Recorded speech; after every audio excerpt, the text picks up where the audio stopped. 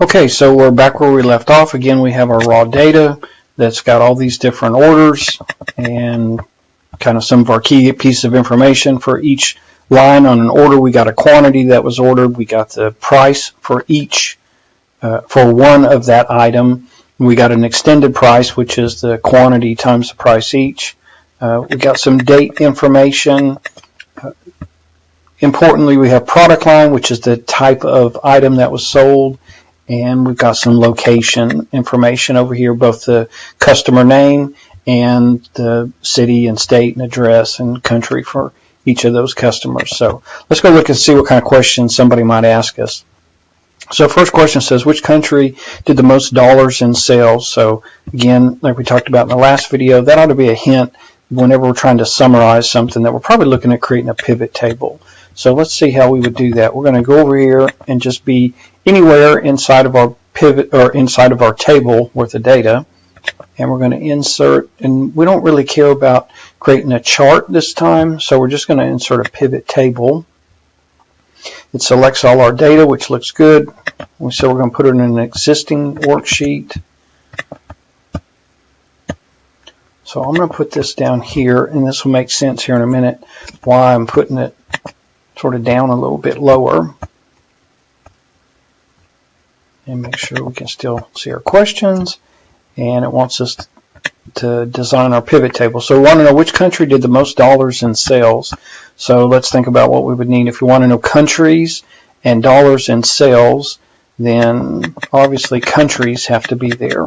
So if I scroll down a little bit, I can find my country. And we want to know dollars in sales, so that would sound like what we called extended price up here.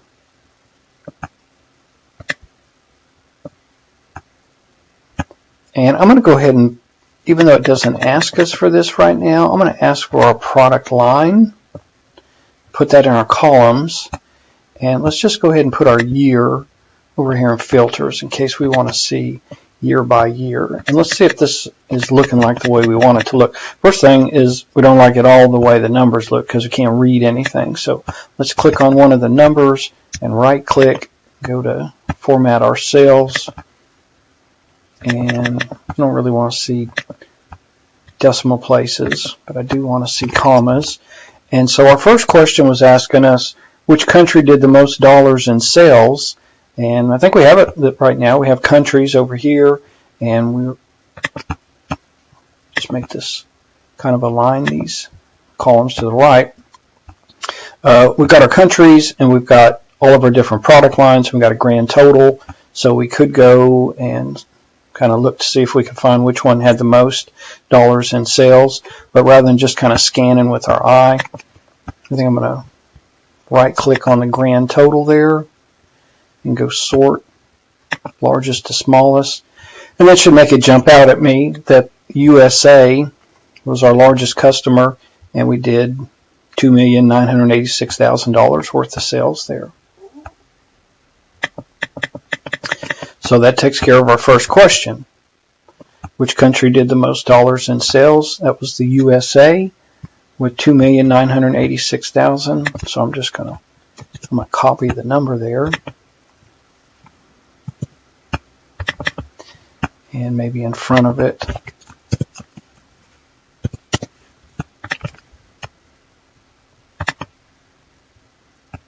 And then which country did the least dollars in sales? So there we have Ireland with 43,237 is our country with the least amount of dollars worth of sales.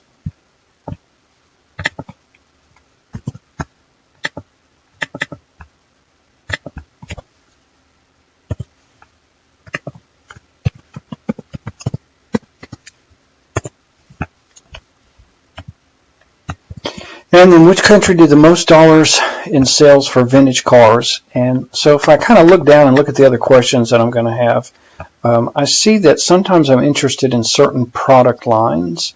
One question asked me just about vintage cars, and one question asked me just about motorcycles, and I think I maybe had something else down here about planes.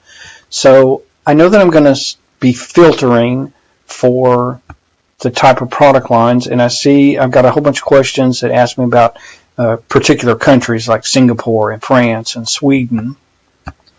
So I can filter just straight out of where my pivot table fields here, and we've done that before. So if I wanted to filter a product line, I could click there and I could choose the product line.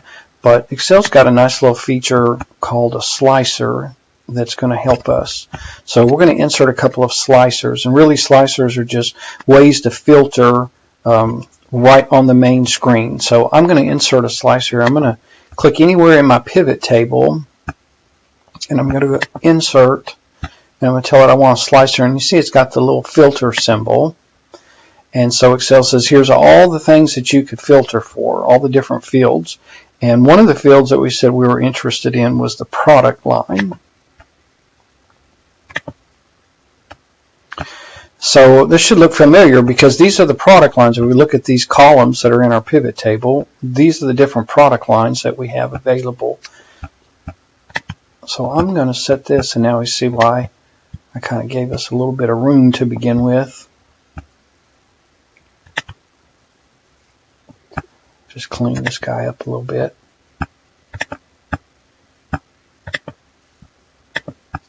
So there we have a slicer for our product line. So really quick, like we can filter. So if we look at the heading on our pivot table, we can see what happens if I just choose classic car. Then all I see is classic cars, or all I see is motorcycles. And we said we wanted to also do one for country. So again, I'm going to click anywhere in my pivot table. I'm going to click insert. I'm going to insert a slicer, but this time I'm going to tell it that I want the country.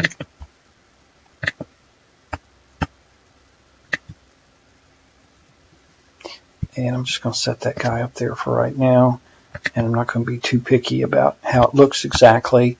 But I do see that I have every country listed. So I can really quickly filter for product line and for country with these two slicers, and that'll help us answer some of these questions maybe a little bit more efficiently than if we were always going back over to our pivot table design.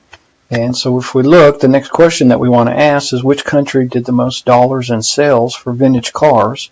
So that should be a clue there that I want to see all my countries, but I really only want to look at vintage cars. So let's stop right there, and we'll pick up here on our next video, seeing how to actually use the slicers to help us answer these questions, maybe again a little bit more efficiently than we could if we weren't using the slicer.